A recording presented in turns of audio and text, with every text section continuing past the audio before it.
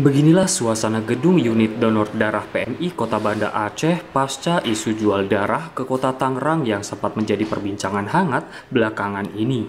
Pantauan dialeksis pada Kamis siang 19 Mei 2022, setidaknya jumlah pendonor masih tetap berada di angka 30 hingga 50 orang pendonor setiap harinya dari berbagai kalangan. Salah satu pendonor yang datang bersama kedua anaknya, Azmi, mengaku dirinya sama sekali tidak terpengaruh isu yang sempat beredar belakangan. Masalah kita kan yang donor itu kan setetes darah bisa menyelamatkan nyawa mereka, kayak itu masalahnya. Masalah di kemarin masalah PMI jual darah itu kita nggak tahu, orang nggak masalah kan apa berkata kan. Cuman kita yang donor darah ini kewajiban kita membantu muslim lainnya. Untuk itu, ayah dari dua anak itu pun berharap agar Ketua PMI Kota Banda Aceh saat ini, Dedi Sumardi Nurdin, dapat meluruskan permasalahan ini hingga tuntas.